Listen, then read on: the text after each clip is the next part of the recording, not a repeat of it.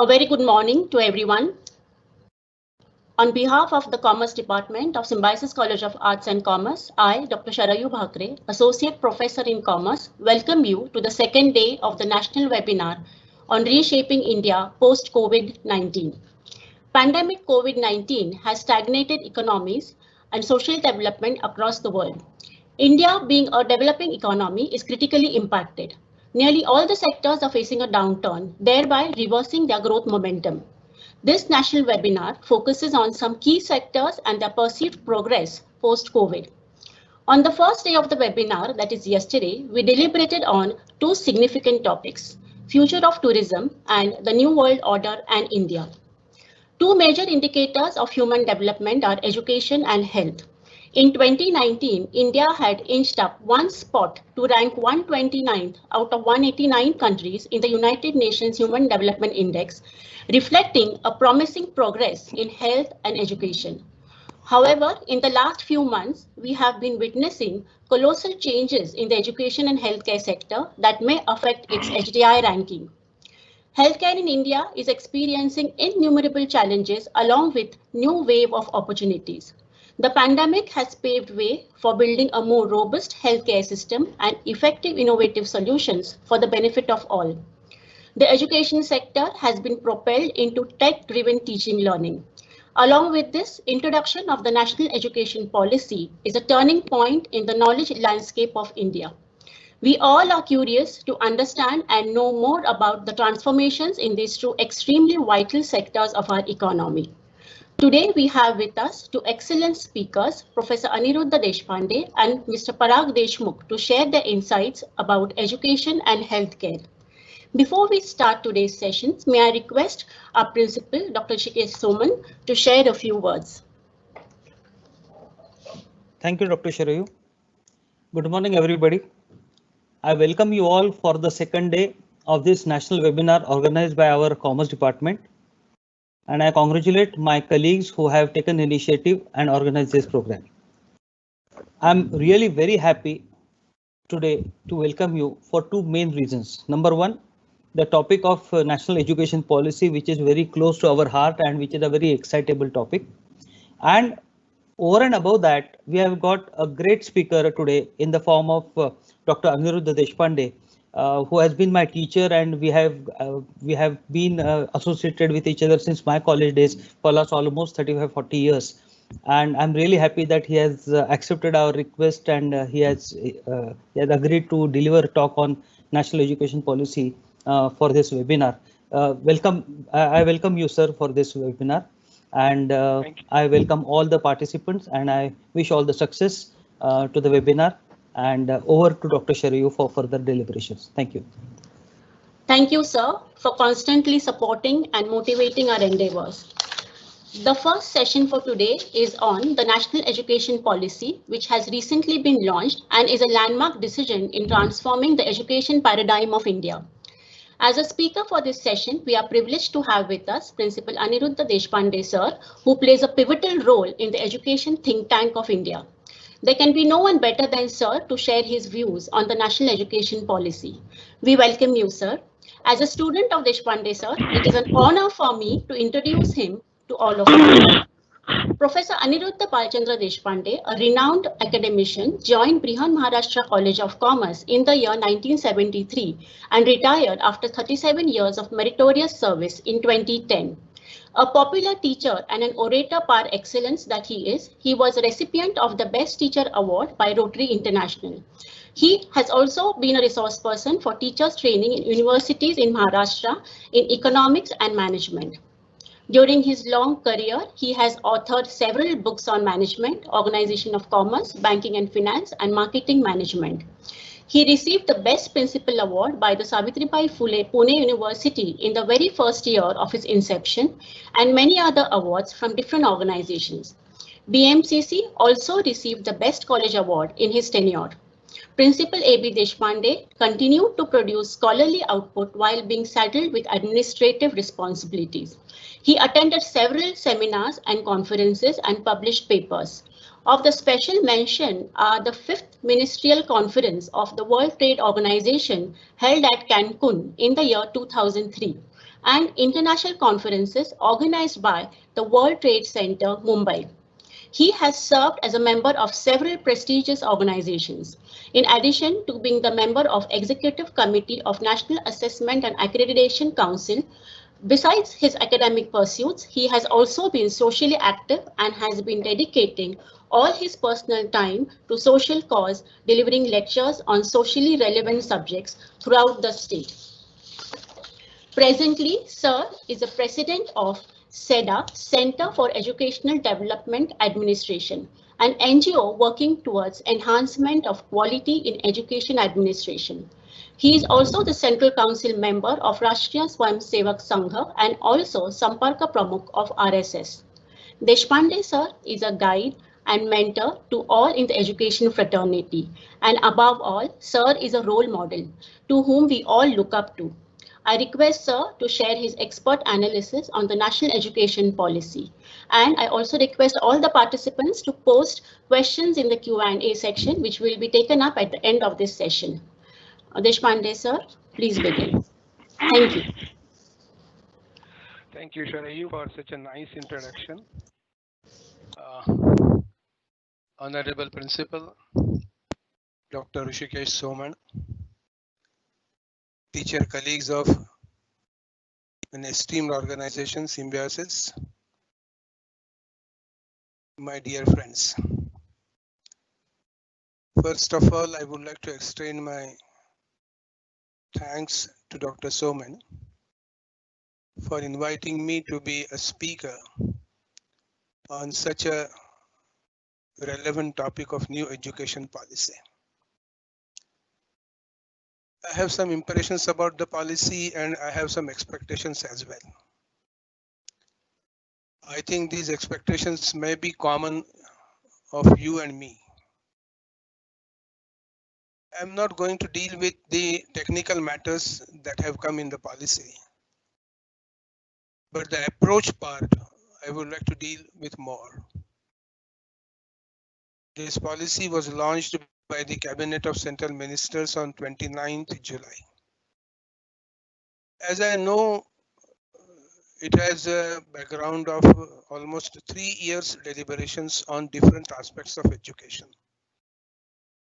Dr. Kasturi Rangan headed the committee, and some experts whom I know personally were the major contributors to the drafting of this policy. I consider this policy as a landmark in the transformational process of education. I consider it as a well thought out process which has a future of minimum 40-50 years. I welcome this policy on another count that it is a comprehensive policy. If you look at the details of it, you will find that right from the pre-primary to university education, there is a link, chain of thoughts. And that chain of thoughts is so well built, so logical, and so strong enough to create the aspirations in our mind. And that's why I say that it's a landmark in this process. I would like to speak on 4 aspects of it, that how they are reflected in the policy statement. As I said, first aspect that I have in mind is comprehensiveness of this policy. It is a very large spectrum covered by this policy, and therefore I call it as comprehensive policy, Sarvankash that we can call it, and so I admire it more. Secondly, I think that this policy is holistic, integrated. This doesn't think in pieces. There is the holistic development of a student, of a boy, right from the pre-primary education to his job searching, job employability, and so on. Pre-primary education is linked with the aspect of developing the mind, developing the thinking process. That goes on expanding till he becomes an adult and has the capacity to think about anything from all corners. That's why I call it as a holistic and integrated policy. In 1968, Kothari Commission report was out. And I remember that the Kothari Commission had given some basic instructions to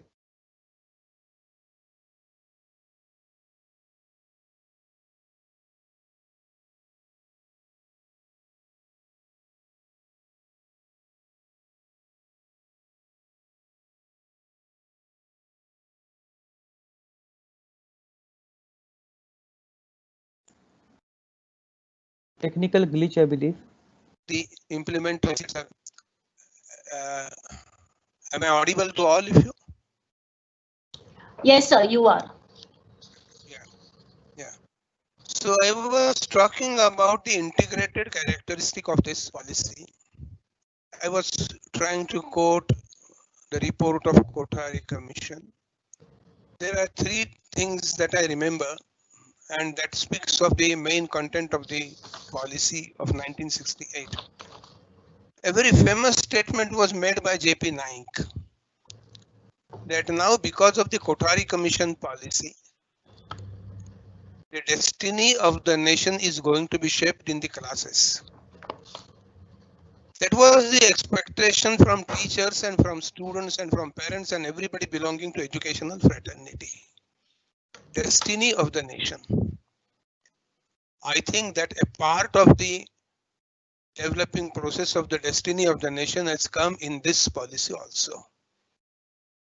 Secondly, what Dr. Kothari expected, that in the process of this education, there has to be a holistic approach, that what we study in primary is continued in secondary, in higher secondary, so on. That means it's not there that we studied something and left out there only. Because of the human nature, because of the mindset of a human being, everything is linked with the previous thing and everything is linked with the future also.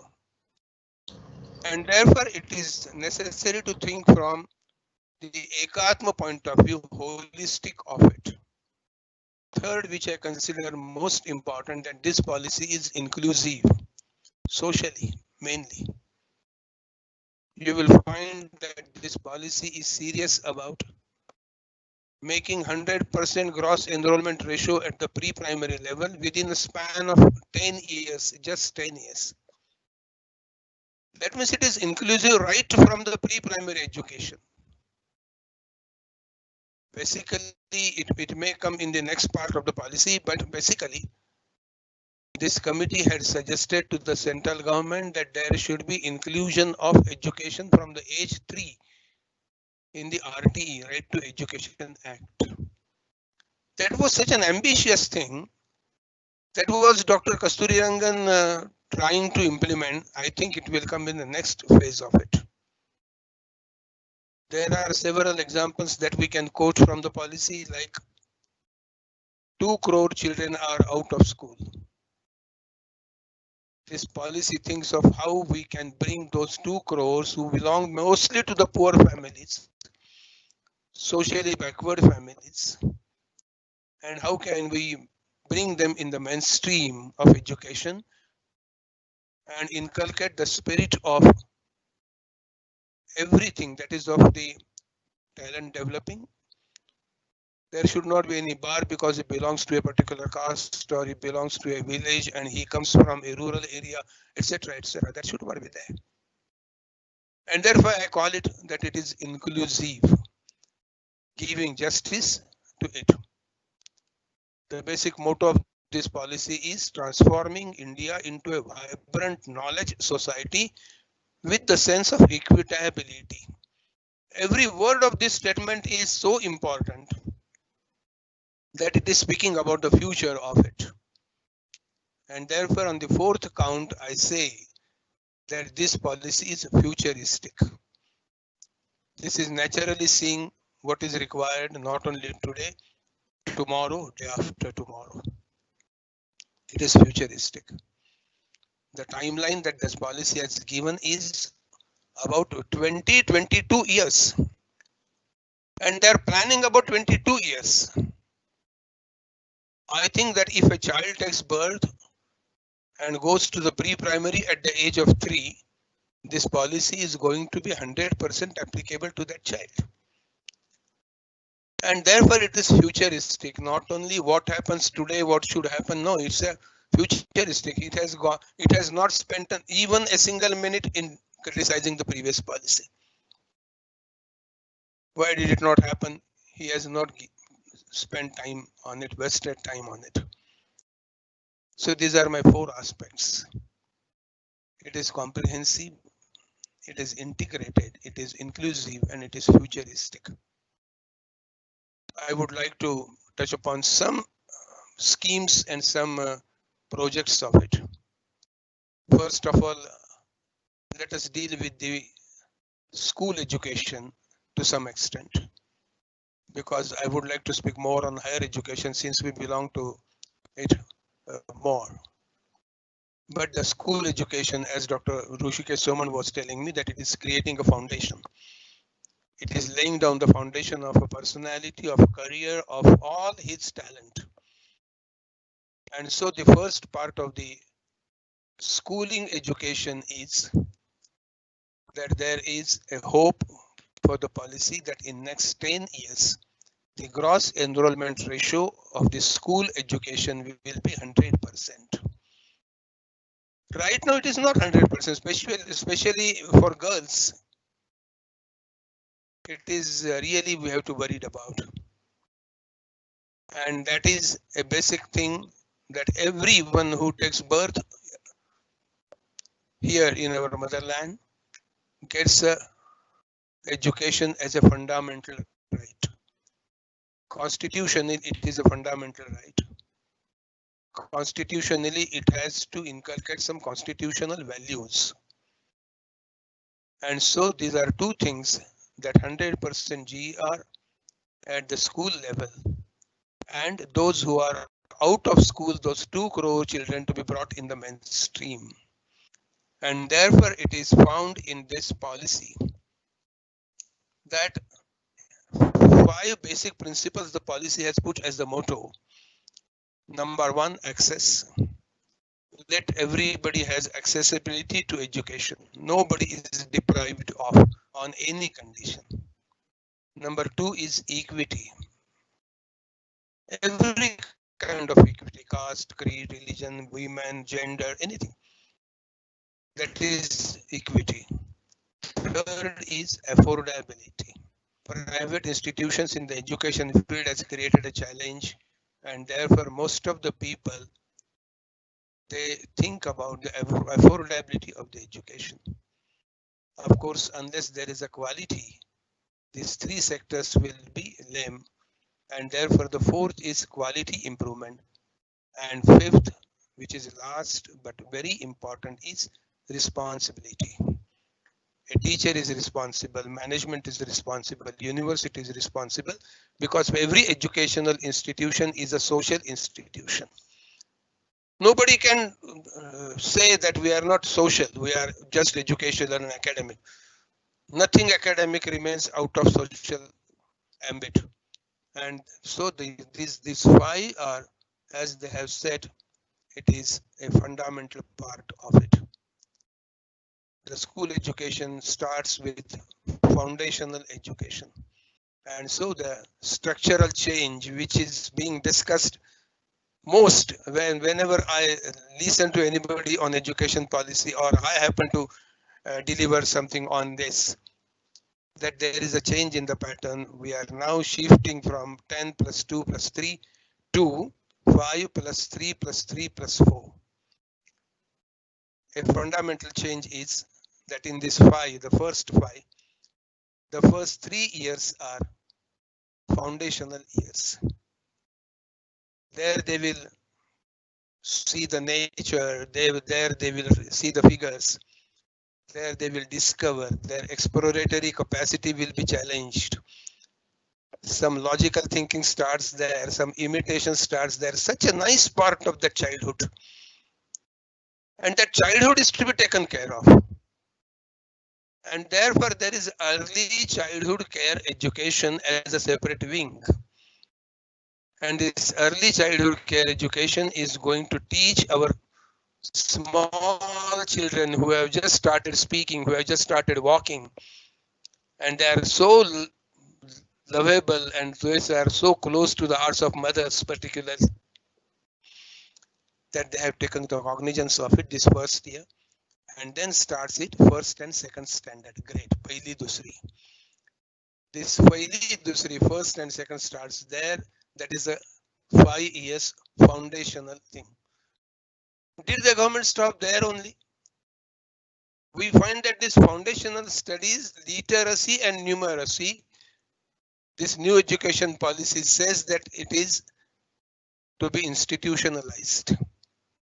And therefore there is an emerging an institution for foundational literacy and numeracy. Commission is there.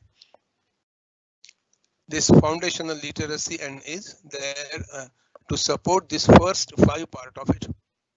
Then comes +3, that is 3rd, 4th and 5th grade. That is preparatory stage for education. Then comes the stage of basic education. And that basic education will be again of 3 years, 6th, 7th and 8th. And the major changes made in the last part, that is 9th, 10th, 11th and 12th, they will be a part and parcel of this secondary education set. What will happen to our junior college faculty, it will be decided, I think, later on. But this is 5 plus 3 plus 3 plus 4. I find a linkage. I find a unitary character of it.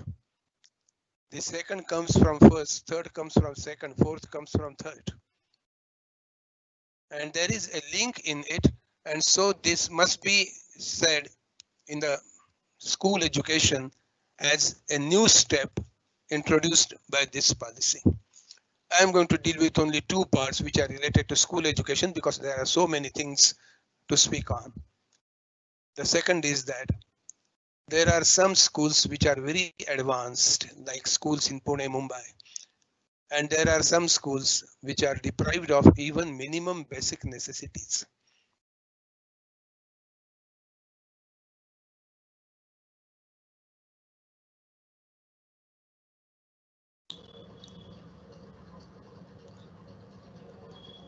Again, technical. Yes, there is a technical problem. We will wait for 1 minute, sir. We can resume.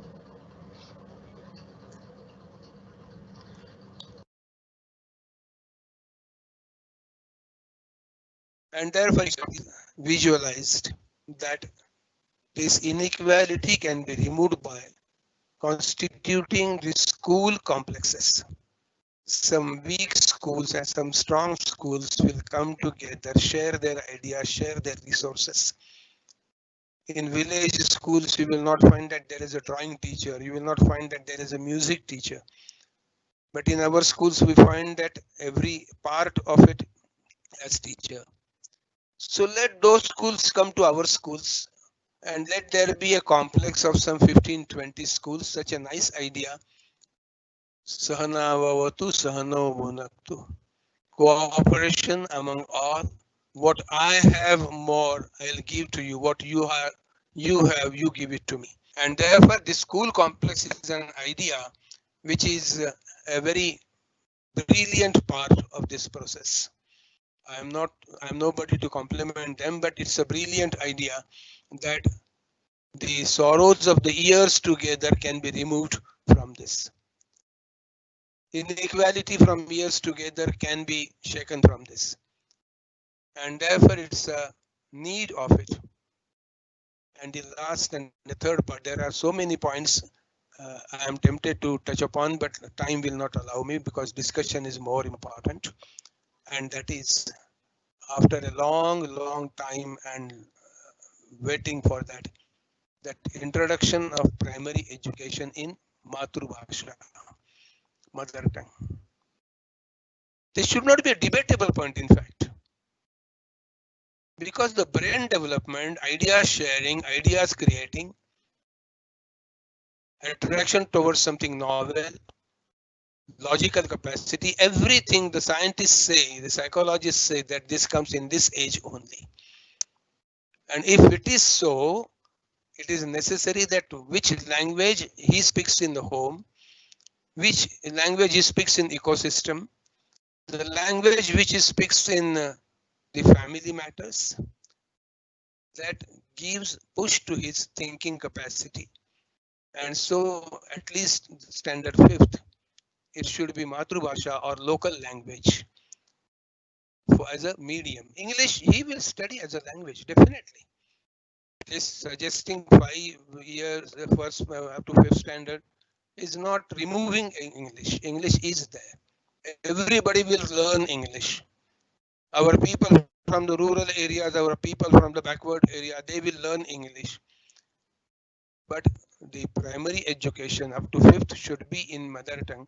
If possible, let it be further to 8th.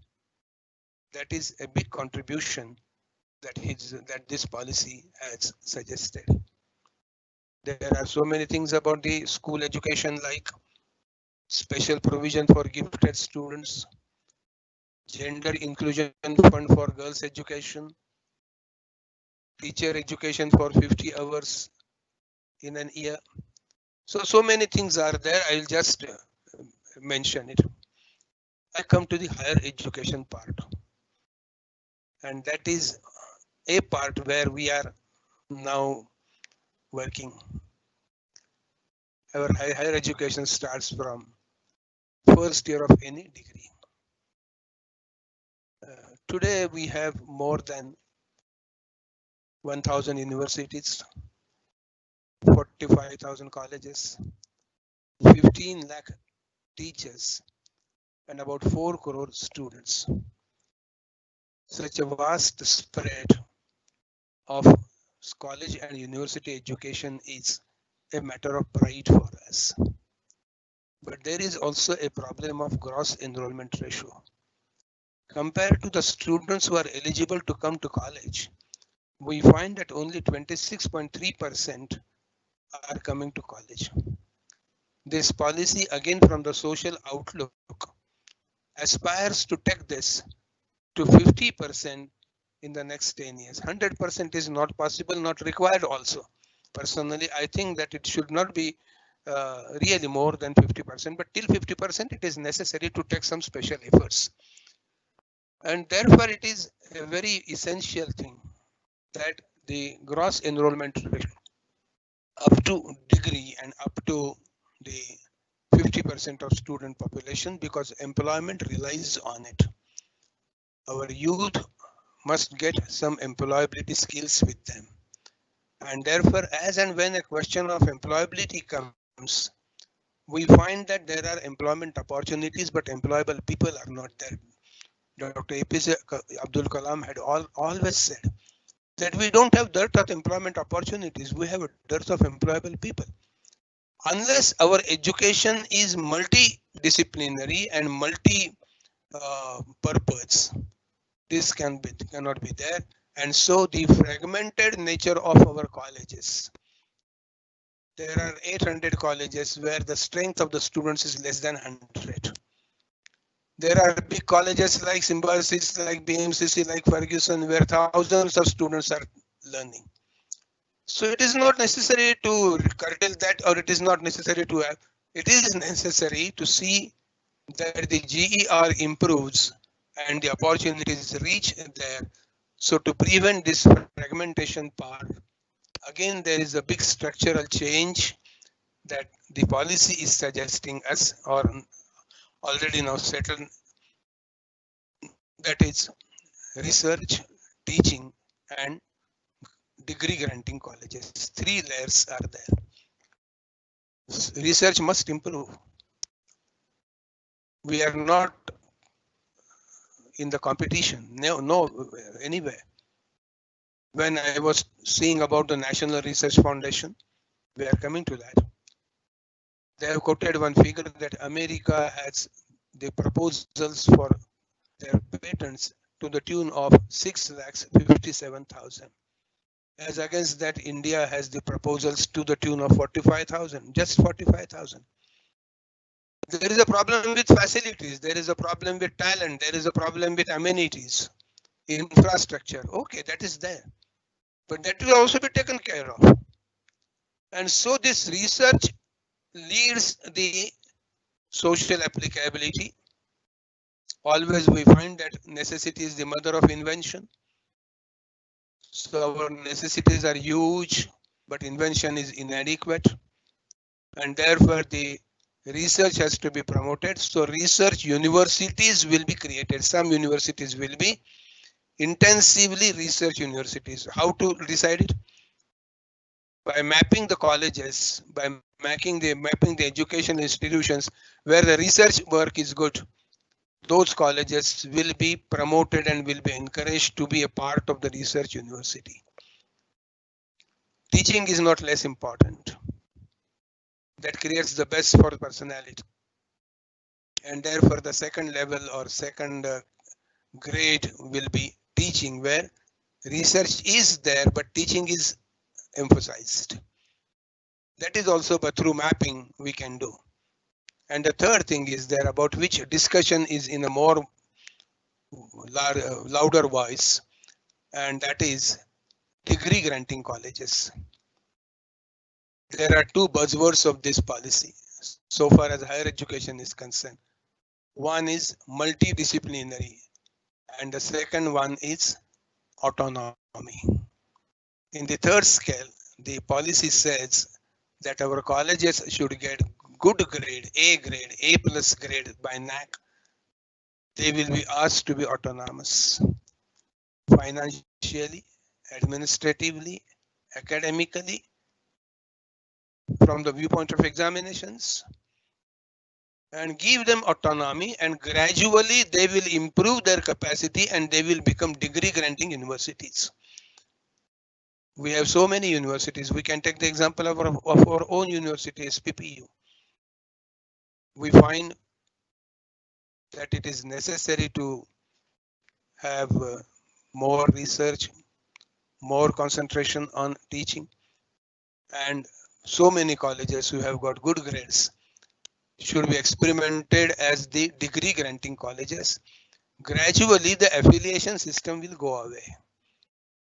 Policy says that within next 15 years the affiliation system, so which is at present, we are well versed with that, will not remain there. It will be out of question.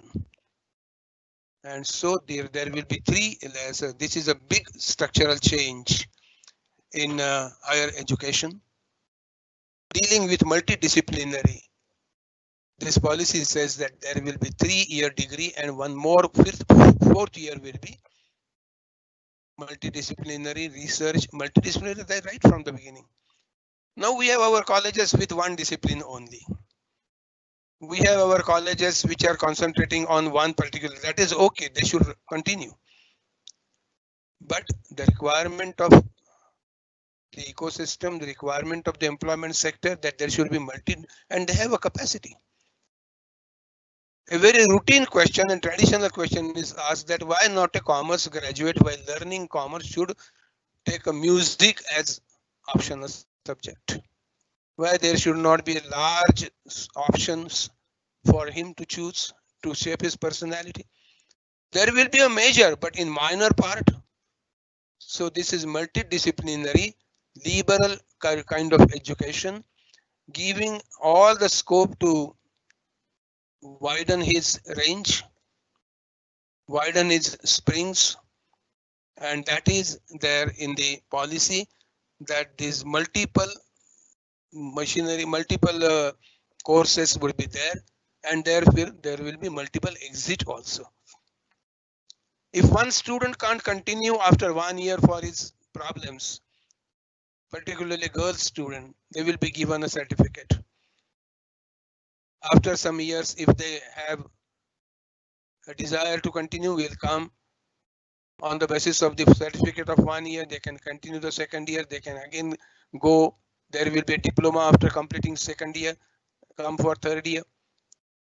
This is 3-year degree will be there, and the 4th year is there, which has a research orientation. A degree can be awarded to 3-year to 4-year both.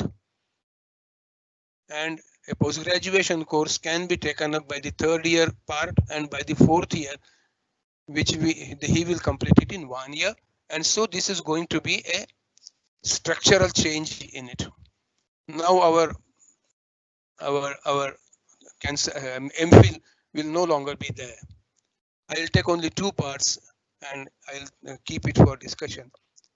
In higher education, there will be internationalization of education. Some people have started criticizing it. Some people have said that this is elitist thing. Some people have said about this elitism on different counts also. How did they find elitism? I'm really puzzled. I don't know. There is no elitism. This is all along an inclusive policy. But that apart, let us see the internationalization of education. That doesn't mean that there is an open door policy for FDI in education. That doesn't mean that the institutions from Europe and America will rush to come to India. That doesn't mean. They will be selected from among the top 100 in colleges. A major part will be of collaboration with Indian university. A major part will be there that the Indian universities will also be allowed to have their campuses in foreign countries. There is a possibility of those campuses can have degree collaboration with their own campuses. So there is a multiple choice. And now we have reached at such a stage that internationalization is going to stay here. In fact, it has been staying here, and so this aspect needs to be kept in mind. Let us come to the implementation part, and then I stop here. For implementation, the implementation policy will come. Before that, they have hinted that there will be 4 verticals, and the whole process of implementation will come under these 4 wings, 4 pillars. One is for regulation, regulation of rules, regulation of fees, regulation of examinations and everything. And that will be National Higher Education Regulation Council. And previously it was NERA. That NERA is now almost converted here into this council. Second part will be accreditation. As I said, that now it will be National Accreditation Council. Assessment word is not there. Third will be deciding the standards. There will be a general council for professional standard setting bodies. That general council will look after the standard setting.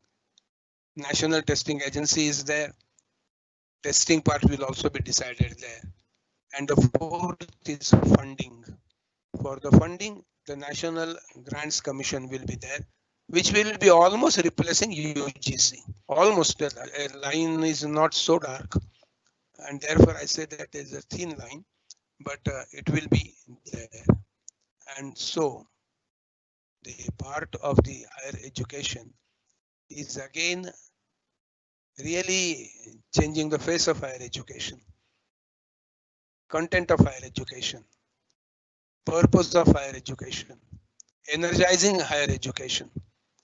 And so I think that both this school education and higher education will go hand in hand in such a way that one integrated picture of education is going to emerge. We are really very anxious to see it on the screen, see it in the implementation, and therefore I extend my very sincere thanks to Dr. Kasturi Rangan, Dr. Sridhar, Dr. Vasudha Kamath, Dr. Manjul Bhargav for such a laborious work and intellectual work that they have done a great service to the motherland. They have made obligations and they have fulfilled their duty towards the nation. With these words, I conclude my speech. I know that I have taken more time, but temptation was so that I could not check it. I am really thankful to Dr. Soman. I am thankful to Sharayu. I am thankful to other members of the faculty. I am thankful to those who are listening to me. I am thankful to them. Thank you so much. Thank you, sir. That was actually a very lucid explanation and analysis of the national education policy. Sir, we have some questions. So I will start with the first question. Do you think there will be an improvement in the teacher-student ratio in the conventional degree programs? Yes, I hope. Degree program, but before that I say that in school education it is 1:30. In collegiate education, in higher education, we cannot lay down a certain figure, but there is one mention in the education policy that the strength for the major, that is our principal subjects, needs to be controlled, particularly in the urban area. This question doesn't arise in rural area. This arises here. And accordingly, the number of teaching posts will increase naturally. So it is necessary that if we want to improve our teaching process, Yes, the strength relationship between teacher and the student needs to be controlled. And there is one remedy over it, that they have created an idea of college clusters. yes, sir. And with these college clusters also, with the lesser number of students, but teaching facility all the way available for them, this picture can also be created. Yes, sir. Thank you very much, sir. So the next question is for the children of parents who are working in transferable government job, coping with multiple regional language may create a pressure in this kind of an education system. So kindly share your opinion on this, sir. See the medium aspect. I think he's asking about the medium part of it, school medium of education instruction. Yes, also, sir, about being transferable. So the language and the, yes. Yeah. The problem is more about the transferable posts, because they go from Maharashtra to Karnataka to Jammu. There is a problem, but they are not saying only mother tongue. They are saying the local languages also. And Okay. if his local language is there, he can do it. Otherwise, there is 3-language formula. And in the 3-language formula, one is naturally English, number 2 is mother tongue, and number 3 is any language of Indian origin. So there he has a scope. But another thing which was really a point that was raised in the meeting of these committee members, it was reported in our seminar also, that there will be teaching facilities in almost all languages through online process that can be substituted, and mechanism will have to be improved there. So some genuine difficulties will arise. We will have to solve them, and if it is not there and they are well versed in English, then they can take Indian language from this 3-language formula. Either it can be compensated here or it can be compensated there. So a question, sir, similar to the question we have you've answered just now. South languages are far more complicated than North. So how will children who are from outside that state cope up? See, this formula, this is not coming in a mandatory nature. This is asking our people to give more for their own language. If it is not possible, then there is a common world language, English. They're not stopped there. It's not. On the contrary, there is a Supreme Court's verdict that to choose a language is a constitutional right, and therefore nowhere in the policy they have said that it is compulsory. They want to encourage people to take their own language because their all brain development is there in their own language. Yes, sir. So exceptions are going to be there. Main thrust is have it in your own language. That thrust is lost. Exactly. I personally am worried about it because my grandchildren now they are really, I think that whether we were better or they are better. So I think this is going to be a problem, and compulsion is not there. They have not said that it is mandatory. People should come on their own and do that. There are so many leaders in our society, scientists in our society, many great people in our society that studied in their mother tongue. Exactly, sir. Where was English available in the tehsil places? Yes, It was so natural growth that after fourth he will go to fifth, and fifth he will learn in his own language. So a logic behind it is not mandatory or not compulsory. The logic is there that understanding capacity, conceptual clarity, exploration has a particular age biologically and psychologically. And that age is about 8 to 12 years. That is the purpose behind it. Okay, sir, thank you. So the next question is actually a concern to all of us, and we are curious to know that this new education policy or the national education policy will be implemented stage-wise or simultaneously at all levels? No, where it is implementable whole, there they will be. Otherwise, it will be in parts. They have prepared a timeline up to 2040. Okay. So it will be it's a gradual process, not jumping. Okay. Where we can jump, there we will jump.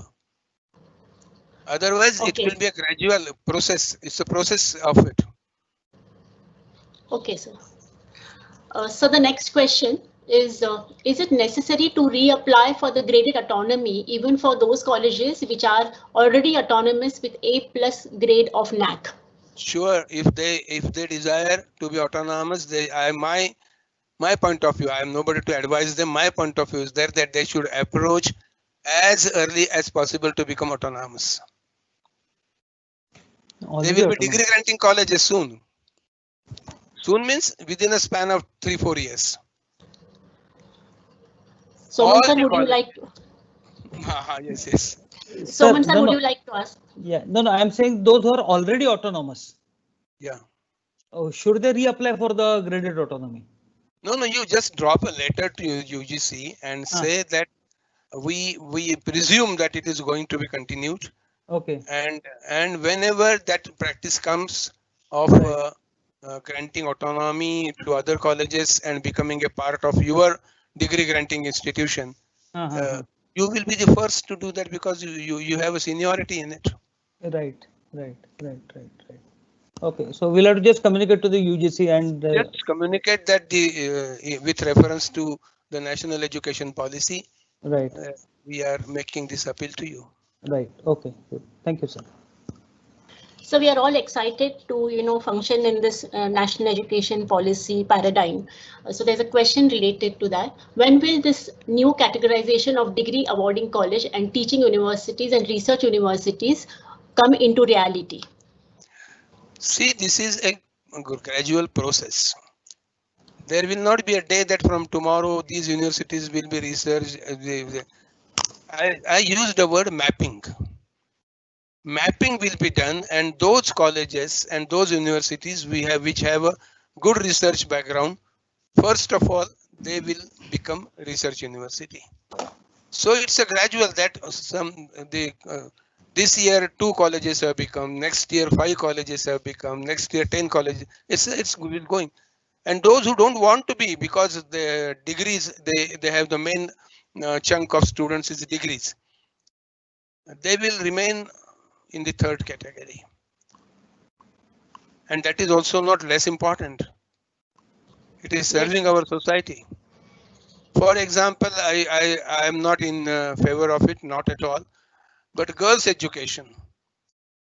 Our social system is there that due to marriage, social conditions, and so many things, there are certain limitations that must be removed as early as possible. But as it is there. So they can be in the third part of it and develop their talent there also. So it is in a way time bound, but it is not date bound. It's a process. Yes, sir. Thank you, sir. So can I ask you one more question? So this is a question from one of our faculties. Is there a possibility that the present government salary grant will slowly diminish and the colleges and the universities will have to be self-sufficient financially? No. That is, see, even in autonomous colleges, the teaching posts which are already grantable, their grants have not been stopped. So that policy remains there. But if you start new courses, the self-financing is there. But what Yes, I would say that let us wait for some time, because yes, this committee says that we have given just the direction.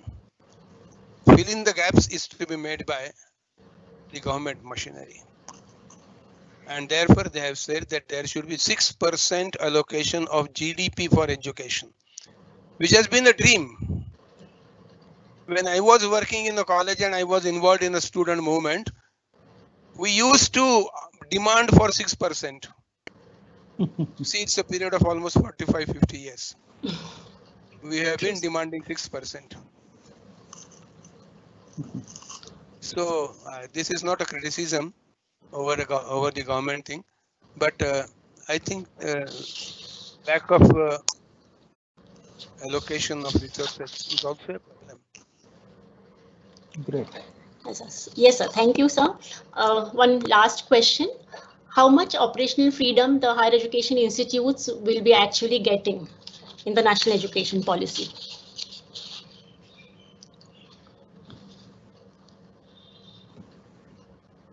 Hello? Yeah. Hello, Yes, Shreya. sir. Yes, sir. Could you hear me? Should I repeat? Now I can. Now I can. Okay. So how much operational freedom the higher education institutes will be actually getting in this national education policy? See, this national education policy is pursuing it so seriously that there must be operational freedom also. Autonomy means operational freedom. There are some regulations. And they have said a very good word is used by them for this regulation: light but tight. But tight. Light but tight. Yes, when it sir. is required to be tight, they will be tight. When it is required to give a long rope, they will give a long rope.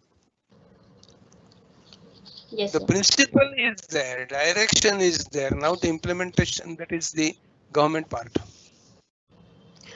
Yes, sir. So one last question, which I had earlier asked you. So so how is the NAC going to change along with the national education policy? Right now, NAC is going to be a very superior and very significant body. But that will not remain NAC as it is. There is a basic change that it is National Accreditation Council. Based on the assessment reports, the accreditation will be granted. And so for assessment, there will be a different mechanism. That is what I see between the lines. So accreditation, manual, questions, peer team visit, 70% part, 30% part, everything will also be subject to change. So Yes, let sir. us see again, let us wait for some time. Great. Yes, sir. Thank you very much, sir. So this was the last question. Thank you so very much for your insightful session. I express my sincere gratitude to you, sir, for sparing your valuable time and sharing your expert views on the national education policy. Sir, your session has given us a complete understanding about the radical changes in the higher education and also in the school education sector. It has also given us a courage to emerge as better teachers in the new education paradigm. Thank you very much, sir. Thank you, sir. Okay, Thank you very much. Thank you, sir. Thank you. Thank Thank you, you sir. so much, sir. Over to you, Prutasha, for the next session on healthcare. Thank you so much, ma'am. Before we proceed, I would like to give a few general instructions for the day. Please fill up the feedback form for today. The link will be later published in the Q&A box. Kindly note that certificates will be awarded only to those participants who have attended both the sessions on both the days and have submitted feedback for both the days. With this, I move forward to the final session of this webinar and take pleasure in introducing our final speaker for the day, Mr. Parag Deshmukh sir, Additional Director at Serum Institute of India Private Limited. Sir has completed his bachelor's in mechanical engineering and master's in business administration. He has led the international team at the Serum Institute and has managed numerous portfolios. Sir has been leading the business activities in more than 90 countries and has interacted with various global partners like UNICEF, the Pan American Health Organization, and the Global Alliance for Vaccines and Immunization. Sir has also led the logistics and supply chain team for Serum Institute of India. He has had glorious 13 years at the Serum Institute of India, and his area of interests are leading and being a part of any strategic business expansion in the field of vaccines and biosimilar. So, without any further delay, I would like to welcome Mr. Parag Deshmukh sir to speak on revisiting healthcare and hand over the platform to him. Audience can simultaneously post questions in the Q&A box, which will be answered later in the Q&A session. Over to you, sir. Yeah. Hi and good morning to all. Hope I'm audible. If anybody can just reply on that.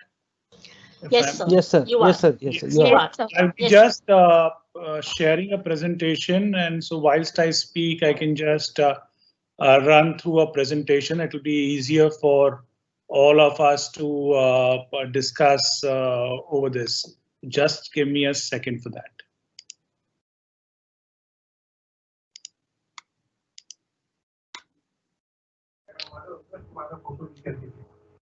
Is the presentation viewable just now?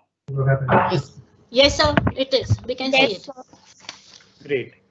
So once again, hi to all, and I think all the members currently are definitely thinking on healthcare. In fact, all of us have been thinking of healthcare over the last 5 months for sure, looking at the COVID-19 scenario. So I'll just like to run through my slide in that same chronology. So we need to first address what is our understanding of healthcare, how it comes, where it comes from, and how we are placed on healthcare in particular. So according to the Oxford Dictionary, or even if you open up a Google, you'll find that healthcare is defined as organized provision of medical care to individuals or communities. So this is the main premise or main definition under which healthcare is defined. Now, what is the basic objective of this? Basic objective of having any healthcare is to have high health equity. So that's why I've mentioned after the definition, the objective of having high health equity. So when we get into any healthcare discussions, it's primarily focused on, of course, health and well-being of an individual or of a community or of all of the members of the society, all the members of the society. So what has happened in the recent months? So in the recent months, we've just heard of COVID-19 pandemic and healthcare system. So I'd like to break that. So first we need to understand, I think you must have read a lot of the papers, but being from a healthcare fraternity, we are in a vaccines company. So I would just like to touch upon the variance and the severity of what we are discussing. So the basic model of enlargement which follows for any disease where it grows is the first stage is endemic. So what is endemic? Endemic is the disease is in a very local area and very local community and stuff. The next stage, when it grows to a bigger territory, a bigger area covering more people, it's called as an outbreak. Now, when it covers the entire country, so if we are just discussing of Pune, it becomes endemic. If we are discussing of Maharashtra and Gujarat, say, it becomes an outbreak. If we discuss it all over India, it becomes epidemic. But now we are discussing of pandemic, which is the final. That's why marked is red. P stands for P, as we always talk in our healthcare parley. It's passport of epidemic. So that means it's gone over the entire world.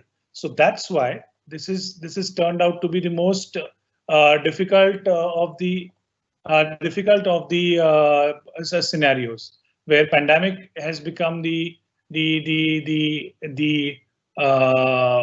word which we all are hearing, and the toughest word.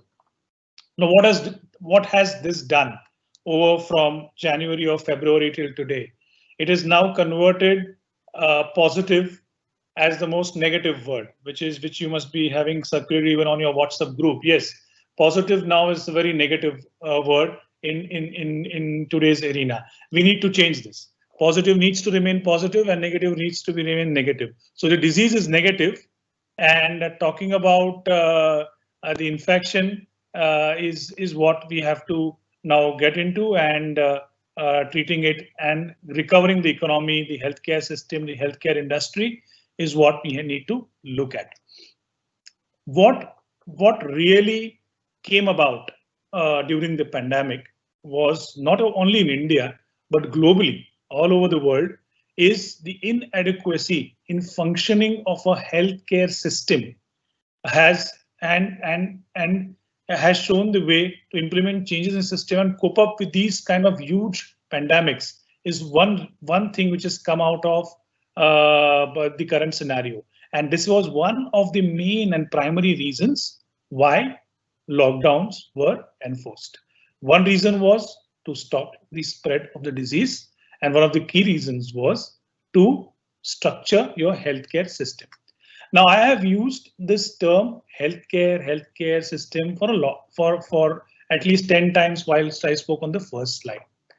We need to understand healthcare system basically deals with human at the center and the entire industry, maybe the service industry, I would say, where we get into hospitals, diagnostics, and treating the patient, and the medicine industry, maybe we call it a pharma, the vaccines in which we are in. So these are two parts, macro parts, I should say, of any healthcare system and a very healthcare industry.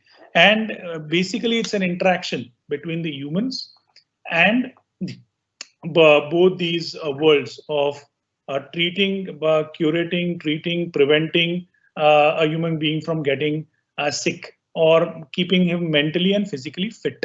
So that's why I've stressed a lot on the healthcare system, because this is directly related to a huge industry, which I'll show you in the next slide, how it's impacted.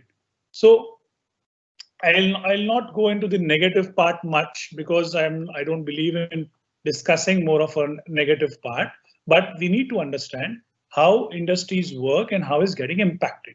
So I'll just run through the key points I have listed. This is in open domain. It's not of any private utility document. It's on the FICCI side. So total revenue of private hospitals in India is close to 2.4 lakh crore. Now, currently the operating loss. So I believe most of you all on the webinar are from the commerce and management field. So you'll understand there are two parts. One is the operational loss and one is the overall loss. So the operational loss currently is close to 4,500 crore, estimated to be 4,500 crore per month over the last 4 months or a quarter, more than a quarter. And the main reason is the occupancies have gone down for the regular medication and various. So I don't need to get into that, but the operational losses have been to the tune of 4,500 crores for the industry. The losses, overall losses, it's not only operation, but the overall losses are now 7,300 crore per month, which culminate to 21,900 crore over a quarter. Now, why has this happened? You will definitely realize the major hits has been in my next point where I've listed the hospitals. The footfalls have gone down by 70 to 80%. The basic reason is your OPDs have gone down, your other medication or treatment processes have gone down. So the overall we are just concentrating on treating the COVID patients and very critical patients in the hospitals. So we were. So the hospital footfall is down, the occupancy as the footfall is down, correlation is with the occupancy, 50 to 60%, revenue is down straight away. The other part, as I said, was diagnostics. So diagnostics, we are just hearing of testing of COVID, but the rest of huge set of diagnostics which really go off. So the total visits there is also just because of fear and overall lockdowns and overall scenario. The visits have gone down 70 to 80%, revenue has gone down. These two are the direct impacting ones to us here in India. The other one, which is connected, I think, to the first subject which you had yesterday on your the tourism world, the webinar started with that, and medical tourism is very big. It's very big in India. As per the last survey done, India was ranked third with a worth of $3 billion industry. So it's a huge industry with Ayurveda, with yoga, and with all kinds of treatments in India. We were expecting it to boom much more, but that has come to a complete standstill, I should say, because we had nobody coming in, nobody moving out, so no foreign travelers.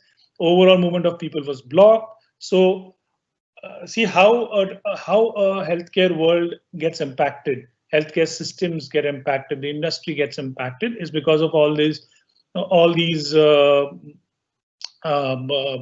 things happening. The direct impact with the humans and the medical tourism part, which is a parallel impact, I should say, which comes around. Now, whilst I speak on this, we also need to understand how the budgets work. So a data which we can again see in open domain is India's spend on healthcare is around 3.6%, whereas the average GDP, the average the expenditure compared to GDP is 8.8% globally. We are at 3.6. For a size of India with 3.6%, you will understand a direct ratio that things aren't very great financially. And that's the whole reason why the healthcare system and the healthcare world here in India have gone through this complete pressure. And I'll not say it's complete. It's one part, but even if big countries like say United States, which spends around 16.5, Germany 11.2, they have also gone through the big churn. But the recovery part, which they will see, may be a little faster than what India would be in a position to do. So I just like to pause for a moment just to tell you that since I am from the industry side, I am trying to present maximum stuff and trying to bring you all to a direction where how the healthcare system, the healthcare industry is linked, and I'll be going ahead on that path. So we've touched upon the impact. So that was I'll say the negative part of it on how it has worked. Now I'd like to share with you how is India placed. So it's very interesting to note how is India placed on overall healthcare perspective in terms of the supply side. I'll not talk of the services side, I'm talking of the supply side. When I say supply side, India is known as the pharmacy of the world. We contribute 20% of the world's generic drugs. And we as Serum are definitely proud of this. Just a second.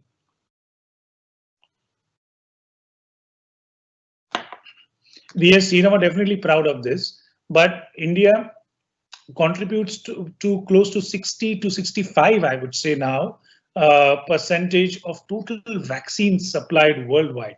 So, for example, Serum Institute itself supplies globally to close to 170 countries, except for the Europe and the US. And same is with many other, few other companies with their critical products, which go to around 80 to 100 countries. So India is very rich in the pharmacy world and in the vaccines world.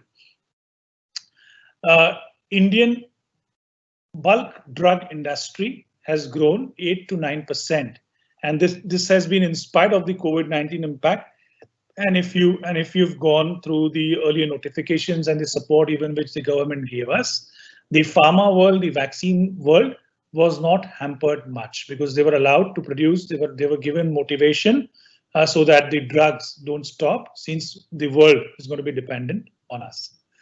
The total volume size of India API market is close to 96,300 crores, out of which 660 billion is for the Indian market and rest 303 billion is exported. So even the India per se are heavily dependent on the API market, like the export market is dependent on us. Now what has happened, but see, this is all the production, but to produce, we need to get in the raw material.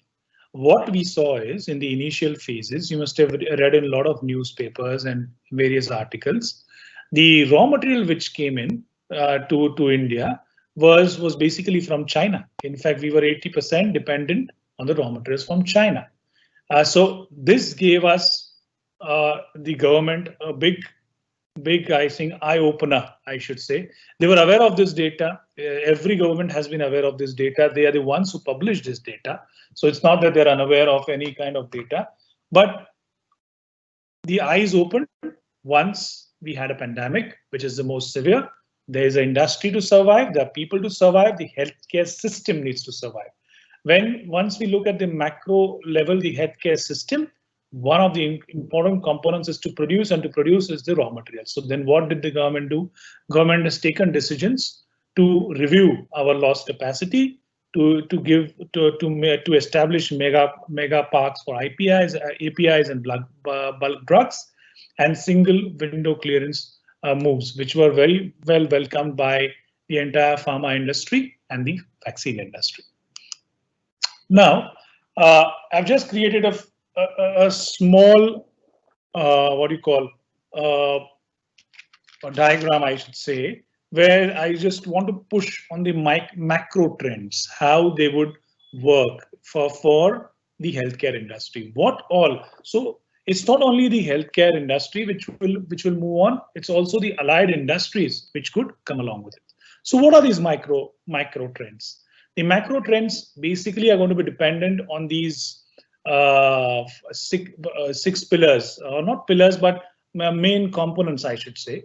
One is the power of data. So now data is going to be very essential. So as we have already seen through Arogya Setu app, through various mechanisms, now we are trying to collate data of each and every individual, of patients which are coming in, and this is going to grow because you are going to require a lot of data to be collated, artificial intelligence to be used, cloud computing to be used, basically to diagnose, to integrate, and to map everything for personal care. So that's going to be very important. So what is going to happen because of that? You're going to have an entire industry, a new industry developing outside the periphery of the healthcare world. Next is the urbanization and health. So the concentration is now going to shift towards the urban worlds very heavily than what it should have been, because urban areas are known to be, in our healthcare parley, they are known to be pathogenic paradise, because you must have heard about Dharavi, you must have heard about all Kasarwadi, Vaiduvadi, you must have heard about all these places. So why they are called that? Because it's very densely populated. Passing on of bacteria and viruses are very easy. So now the shift is going to be towards these pockets and these urban worlds. And urban worlds are always going to remain because they are the places where industry is going to get generated. You're going to have labor resource. You're going to have manpower. So you need to have concentrated effort towards this urbanized world, and then creating a healthcare system specifically structured for the same. The next is understanding at macro level the importance of West versus rest. So why I say this is very simple.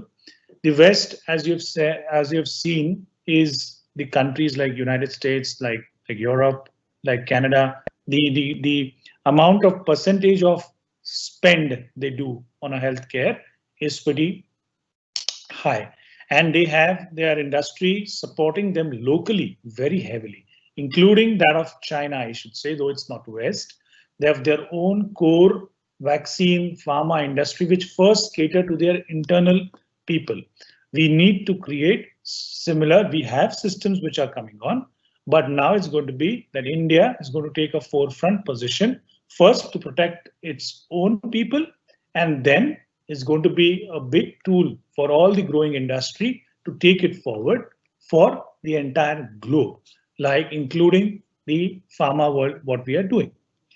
That's one part.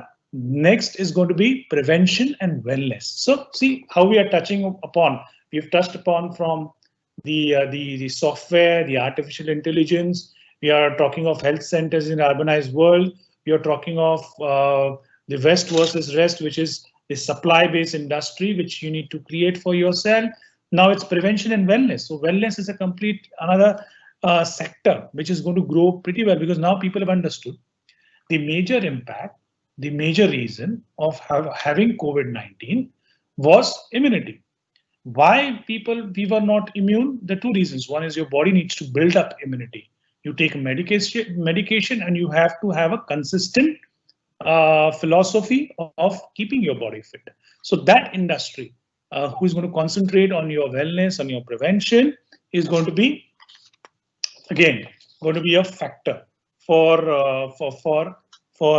thing. And I think the main definition for this is now the countries are going to go towards defining it as people require more than the lifespan. They have to attach one more term, the health span.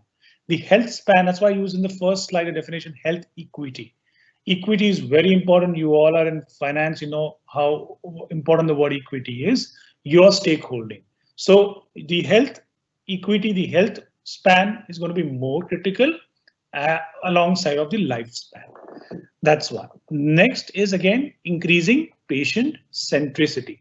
So each patient will go towards a world with all these components together, where each patient needs to have a central attention. It cannot be that we have a common principle for all. So we're going to work towards that. And one is completely outside this, but we're going to move towards a lot of flexible organizations. So you've already seen how flexi organizations are getting. So these are the major macro trends which are built up towards a healthcare industry, the healthcare systems, and the healthcare work. The next point I would try to raise towards is what are the urgent and critical priorities which we need to respond to COVID-19 and post-COVID-19 for the next 1 year or so. And these responses are specially taken into view with the healthcare side of it. So the very primary part of response is going to be the entire supply chain, which is going to go for all drugs, all vaccines when they come in the market, all the suppliers, and various other things. So we need to start identifying possible suppliers and logistical interruptions. Now you must have seen why I've written the bracket still, especially China, because China is again seeing a recurrence of the disease. You never know how it's going to flow. There's still no drug which is preventing that. So if scenarios again happen like we had in February or January, how are we mitigating that? So the chain has to begin to work out what are we doing. We saw an excellent example in terms of the PPE kits, which India had none, and now they have multiple companies who are manufacturing PPE kits locally. That's one example which we needed to digress. We did that, and we need to fulfill that much more. All the governments, all the corporations, all kinds of levels, we now need to understand what are the inventory levels of all the components required to build up a strong health system in case of a pandemic or in case of COVID-19 to get drained out of our country.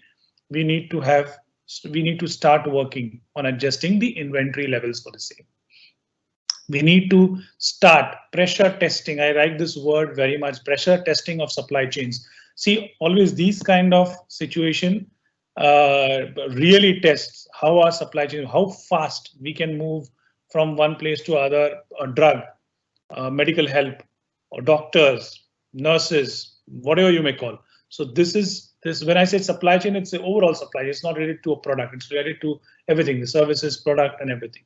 So we need to start pressure testing the supply chain based on the various scenarios after COVID-19, before COVID, and post COVID-19 pandemic scenario.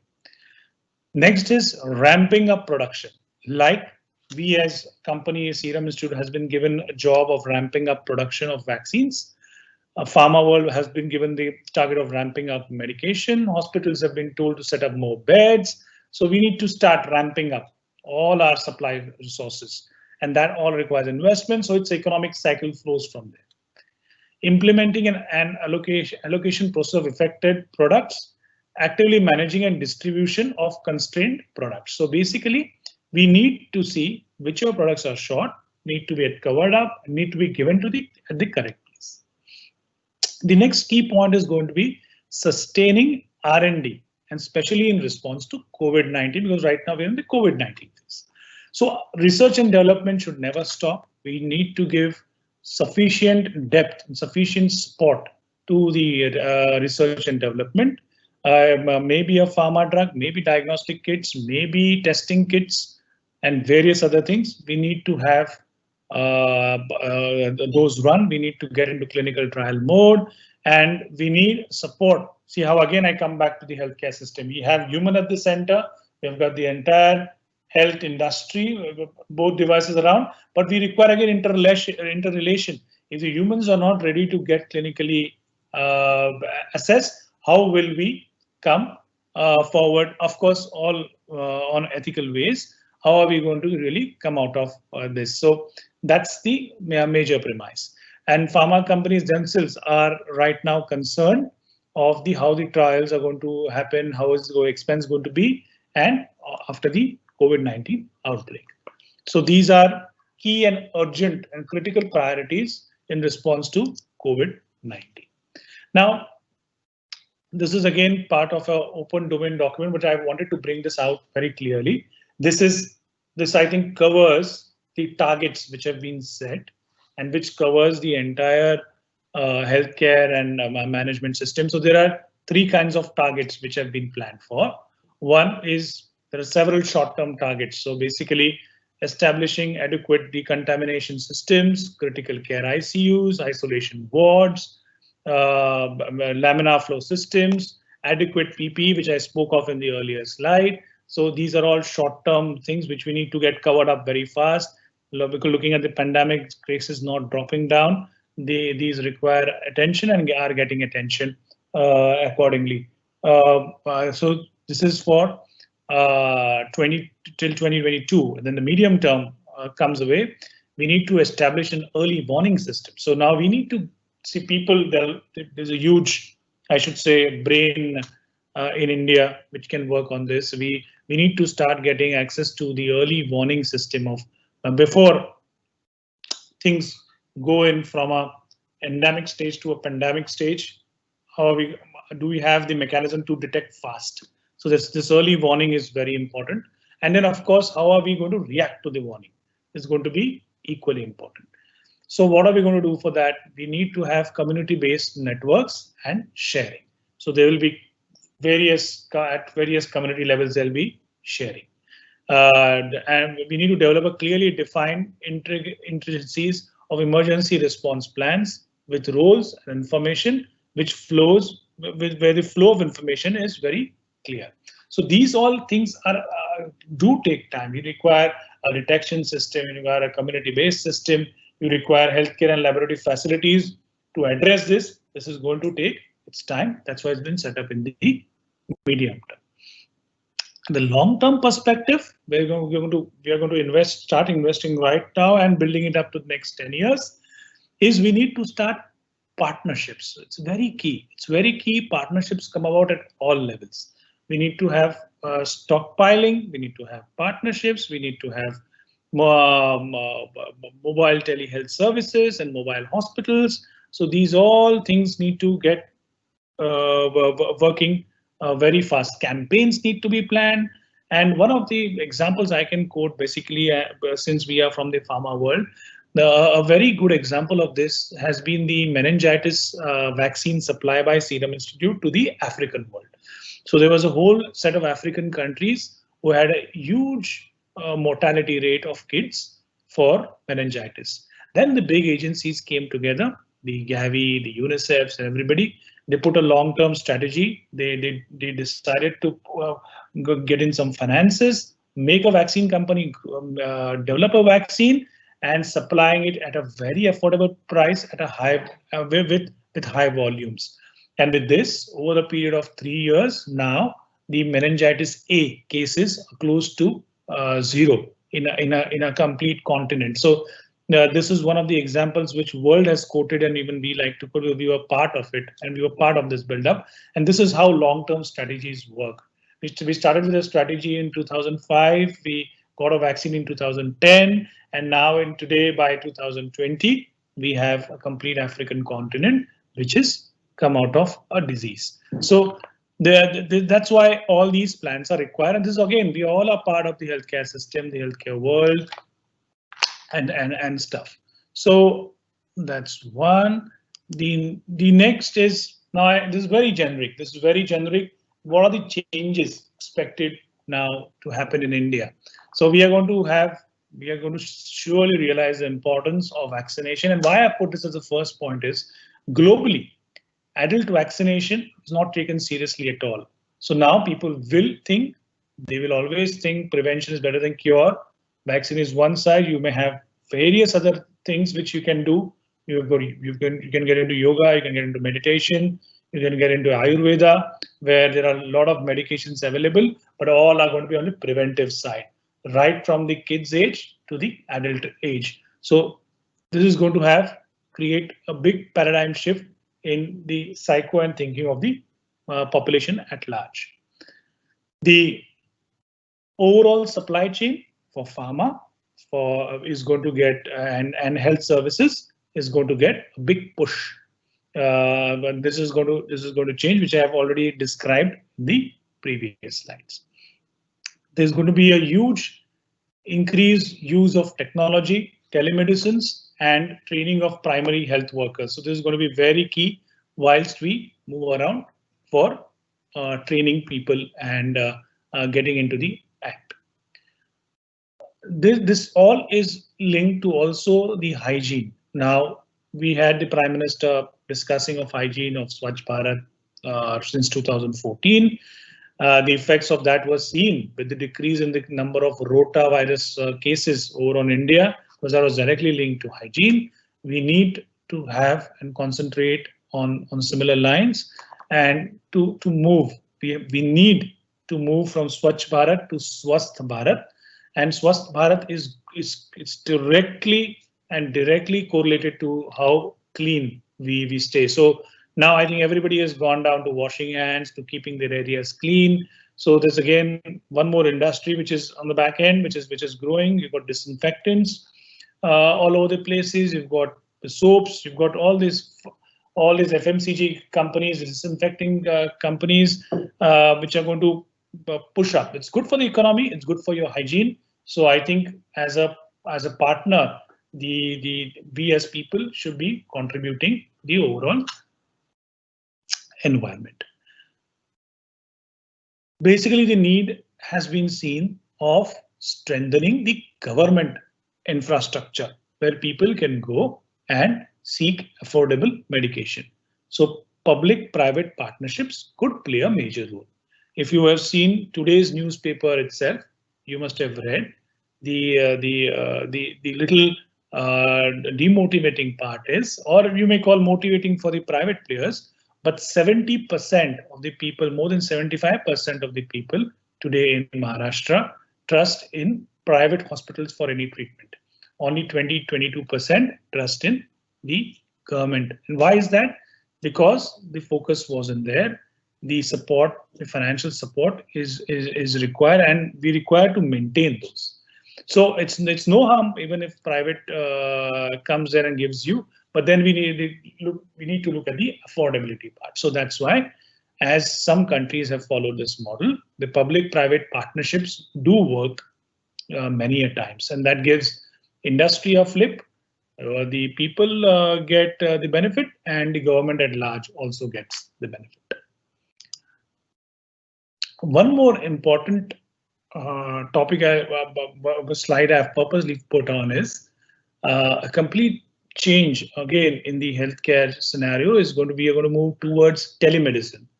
This is going to be the 21st century way of dealing now, I believe, going forward. Here there'll be an increased use of technology, of telemedicine, for training the primary health workers and mobile hospitals. So while we were in this phase, many of us must have seen that doctors earlier were reluctant to come over and work out of the OPD or work out of their practicing centers. But later on, because of technological advances, their doctors and the patients started to getting in day in, day out using their cell phones, web cameras, new PCs, new mechanisms.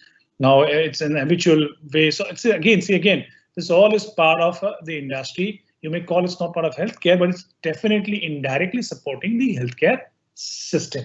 So we need to, for getting the healthcare system in a correct shape, these all things are very critical. So this is happening. This will happen. This will give rise to another economic churn. So telemedicine is going to be big focus. Patients having to getting detected over phone or cameras, clinicians appointing and medicating over phones is going to be a common phenomenon now going forward. Even as a third point suggests, like even we are doing, but normally in normal days, I probably would have been at SIBM and be talking from a stage, but now I'm talking from a remote location online. Same thing is going to help for training the primary health workers, this is one place where you will see a huge influx of primary and secondary health workers coming in, and training for them is going to be very critical. So again, one more, the training industry is going to come about, medical training, I should say, for our part of the world. Increasing the use of technology and opening up telemedicine through transparent guidelines will improve this overall accessibility. And telehealth will be the next word which is being used. Now I would like to, sorry, I just skipped one slide, I believe. Sorry. So this is one of my favorite slides. Being from an engineering background, I always work in this model, and this is one which is very simple to understand, but gives a lot of thought, and how we as part of the healthcare world and the healthcare industry and people can think and consider. So what is this? This is a simple principle. There's always an input. There is a process in which the things are done, and then we see an output. And there is always a feedback mechanism which passes on to. This is normally even how the body works, and all this is covered through an environment. Now, what has happened in today's world from January? The environment itself has changed. So environment is what it is, the one thing which is driving, which is pushing, and on that depends your input On that depends your structure of your process.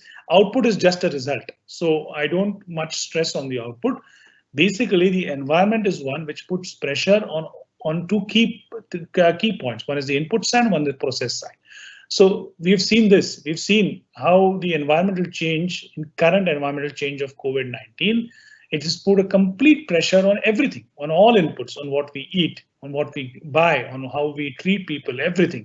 The entire process has changed on how we are working, how we are utilizing anything, and then the output has changed. So this has come in. So, but in the current scenario, the entire stress, even the economy stress, is going to be, yes, we have to live right now through this environment. We will. But how do we? So this is how the governments have to come to a goal. So they have come. Now we need to concentrate on two aspects. One, the input side. What all needs to get concentrated is built up through what we described in all the slides earlier. The medication, the wellness, the health. You need to get going. You need to have the industry starting the thing, and to have the correct raw material, and then comes the process where everybody will come about. And I'm pretty sure we'll have a very good result and an output. You all should be very positive. The healthcare world and the healthcare systems are there to improve.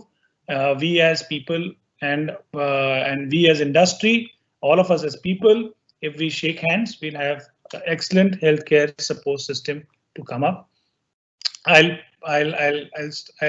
stop my session and my speech at this on that count, and hope I have been of some utility to you all. Thank you, sir, for your thought-provoking words. Indeed, the insights which you have given to us were much needed in this time. Now, a round of question answer is open for the audience. The audience is requested to post their questions in the Q&A box. So the very first question for you is, what is your take on India having entered the third stage of community transmission?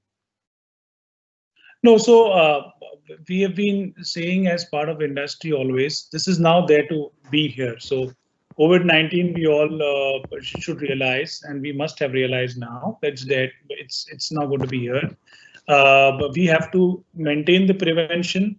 Whatever activities we are doing right now, we have to get our hands disinfected. We have to keep the self-distancing, social distancing thing, and wait for the correct medications to come about, and not get much distracted by the transmission. So basically, moment we have any indications as symptomatic, we should immediately consult the doctors as has been prescribed regularly, and the partner members of whoever is feeling symptomatic should keep himself aside for a while. So I think that's all we can do. I think there are not much thoughts on that till there's a proper what do you call pharma system which comes around, and there are drop-in cases. Thank you, sir. So what do you think will be the order of distribution or the system of distribution for the COVID-19 vaccine once it is ready and out in the market? Also, by when do you think will the vaccine be available to all in India? So this is an inside question for an industry. I'll just want to speak whatever is there in the public domain already. So to go by whatever we are developing as of now, we see Serum could come out with a vaccine by end of this year or by early next year. And we are in discussions at various levels with various members in the government machinery. And once the systems are planned, definitely India would be given importance, that's for sure. So once that is laid out, it'll be coming in the open domain. I cannot speak much at this point of time about the same. So pharmacists take care of individual patients, but what about their role in the public health? So I treat pharmacists as part of public health because they are one of the helping guides towards the public. So their role is very critical. Without pharmacists, it starts. See, pharmacists, any pharmacist doesn't start what we see at the medical, what you may call the medical shop. He actually, even at Serum Institute or any pharma company, they have got 50% or more people who are qualified as pharmacists, who are B Pharms, who are M Pharms. They are the ones who create the drug. So the clinicians and the doctors tell us this is what is happening, this is what a disease is. But finally, to get to the root of it, to identify and create a drug is a job of a pharmacist. So pharmacist is not only playing a role, it's playing a role everywhere. They're playing a role for giving the medication and creating the medicine. So they play a very key role in public health. Thank you, sir. So the next question is, any advice which you would like to give on how to conduct a rapid study for evaluating a vaccine program? See, I think currently what we are doing, like we've got permission for a phase 3 trial. It's almost rapid. No vaccine. I think the forum should know. No vaccine can get developed in less than 5 to 7 years. There's an entire process, and that's pretty decent time, because there are small babies who need to get vaccinated first when at birth, whatever we are doing, or even adults. And when we are doing that, we are going to treat humans. So we need to be pretty sure that we have a perfect data suggesting that the vaccine is safe, efficacious, and the life of the vaccine in your body is also at certain level. How will you do that? Will you actually wait to see how long the vaccine is working in a body? So that's why, and the regulatory processes, there need to be panels which scientists, we need to see the data. That's why no vaccine trial or no vaccine licensure happens in less than 5 to 7 years in a normal circumstances. Today, it's a pandemic scenario. Things are different. People are working at a different level. Some engagements, some things have gone at on a very different pace, and it's been treated in that manner. So, but I think we already at the fastest. I have never seen, what I have been in the vaccine world, I've never seen such a fast trial phase coming up. So what strategies would work irrespective of the socio-economic differences that are present to empower people to be responsible for their health? I think the main message here is, again, as I said from one of the slides, is Swachh Bharat to Swasth Bharat needs to be the motto in all of our minds. Hygiene is very key. If you've seen, even what are we doing today? We are washing our hands regularly. So what's that? That's part of hygiene. And if we can do it even from the earlier days, much better. So I think people need to be aware. They should not give misinformation if they don't know, and they should maintain a complete hygiene whilst in public or in private life. So I think that's all we can contribute on, I believe, as public at large.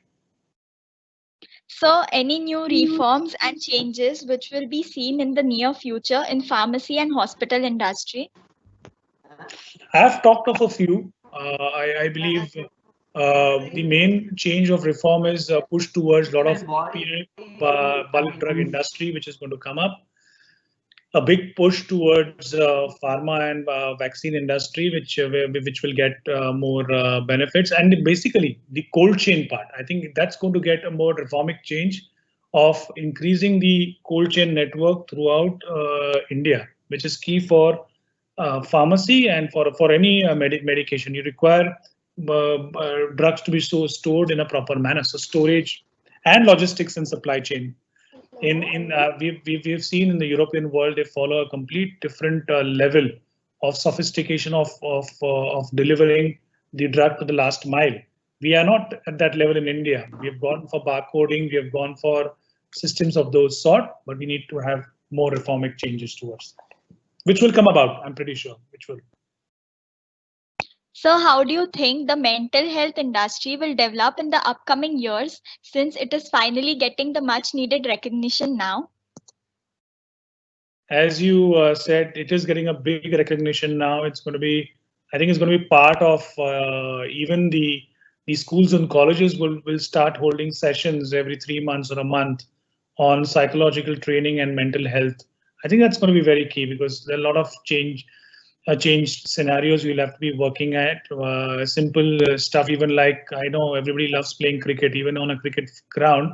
If you cannot shake hands and you cannot clap with each other, that is going to impact how you display, how you perform.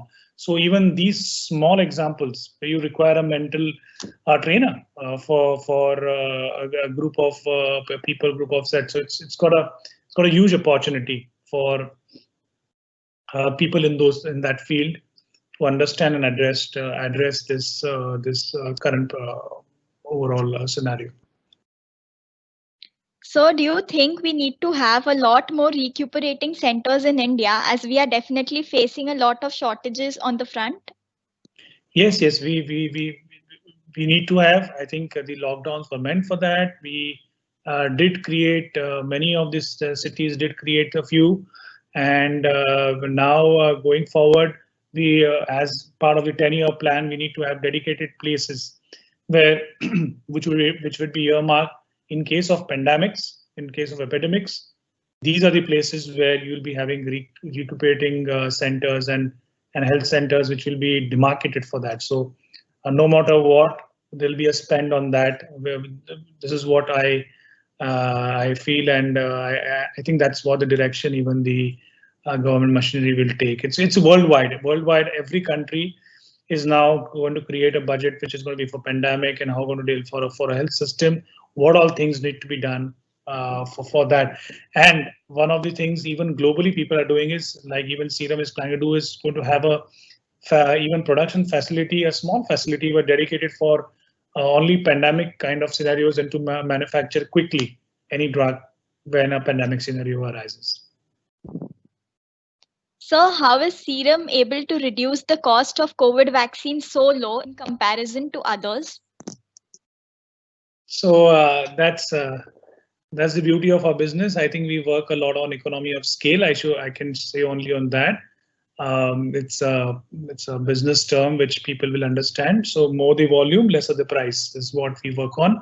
And I should credit our excellent set of scientists and clinicians and people who work inside, and the technological advanced things which they keep on doing has brought us to that level, and we have been doing that. And we are not doing just now, we're doing it for 50 years now. So rich experience, I should say. True, sir. So what is your opinion about ethics in global pharma industry? Sorry, I didn't get the word. Ethics, is it? Sir, what is your opinion about the ethics in the global pharma industry? Oh, I think ethics is the key. I don't think you can go for umpty number of years behind even till today. The people who have not been ethical have drained and have destroyed communities. So we need to, ethics, I think, is key to any business, but pharma and vaccines, though, it is like the most important. You cannot move around without ethics. And I myself lead a lot of the entire international business team, and I travel globally everywhere around the globe. And I think ethics in every country has got a lot of importance, especially for the medication field. The ministries and the government authorities give a huge importance to ethics, and we need to maintain that. We cannot play with it at all. And the correct prescription, correct medication, and correct information sharing of a drug is key towards that. Thank you, sir. That was the last question. It was wonderful to hear you talk and to have you on our platform. So would you like to say something to the audience before you conclude your session?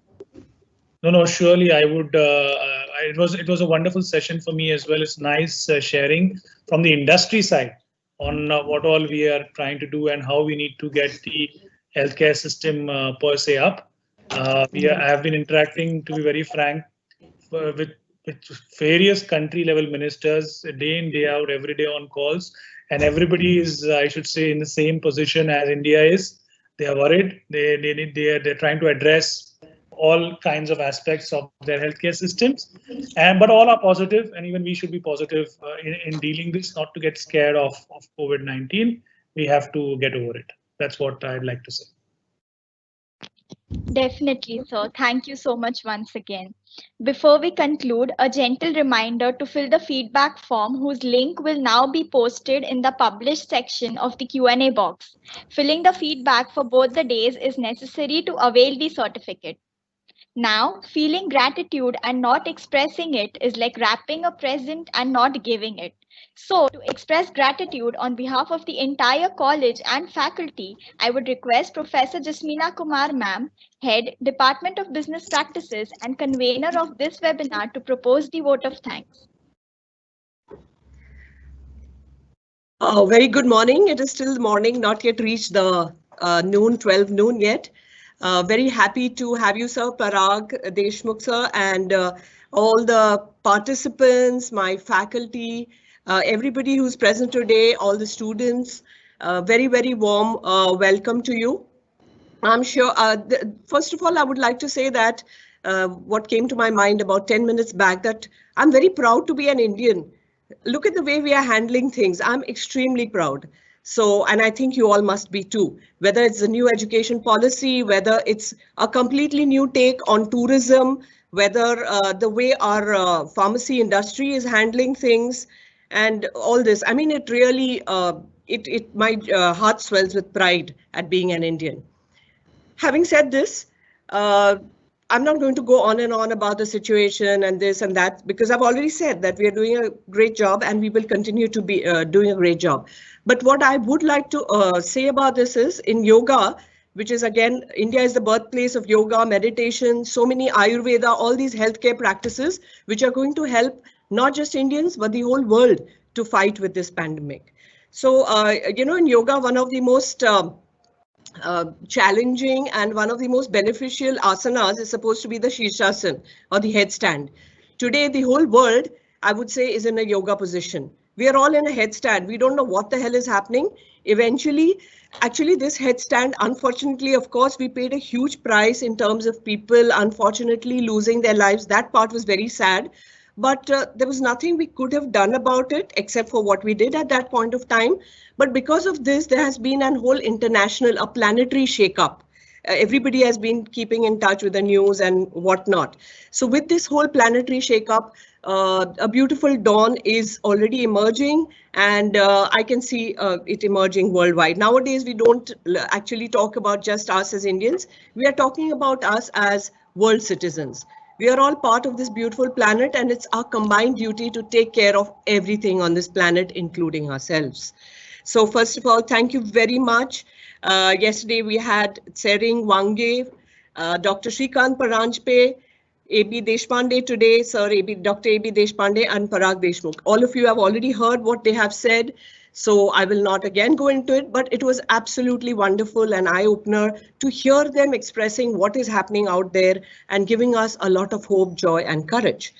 Another thing that I would like to say is, you know, the Commerce Department, sometimes it takes a little bit of time to suddenly come up with something, but once it comes up with something, there is no going back. So it's come up with something really amazing. This Reshaping India is obviously what is needed, very much needed in these times. So starting with, I would like to start with a little reverse order. I would like to start with Nitin and Nazir. See, you know, this whole thing would have just collapsed if the infrastructure, the technological backup wasn't there. So thank you very much for technology, which has happened today, luckily at this time, where we can deal with the crisis and the pandemic much, much better. So thank you very much, Nazir and Nitin. You've always been there. I mean, we would definitely not be, it's not possible to manage it without you. So thank you so much. Of course, our principal and vice principal, I mean, they are just rock stars, always behind us. The Commerce Department, but before that, I would like to thank our student coordinators, Kritasha and Shreya, having done their wonderful job with their beautiful melodious voices. And yes, at the background of this whole thing, Yogini, Shubhada, Sharyu, Nilesh, Zakira, Jini, Sarika, and especially Kashmira. So having said my thanks to everyone, wish you all the best. And let us move forward with a lot of hope, a lot of optimism. We have a lot of support and infrastructure. The government is there. We have to do our bit. Instead of all the time looking at help from outside, let us do our bit. Thank you very much. Jai Hind. Take care. Be well. Be safe. Thank you, ma'am. The participants will receive the certificates within a week's time, provided both the feedback forms are filled. With this, I, Krutasha, on behalf of the Department of Commerce, Symbiosis College of Arts and Commerce, officially pronounce the national webinar on Reshaping India post-COVID-19 over. Thank you all for being a lovely audience. Stay home, stay safe, and stay healthy. We look forward to be associated with you in many such forthcoming webinars. Thank you once again and have a great day.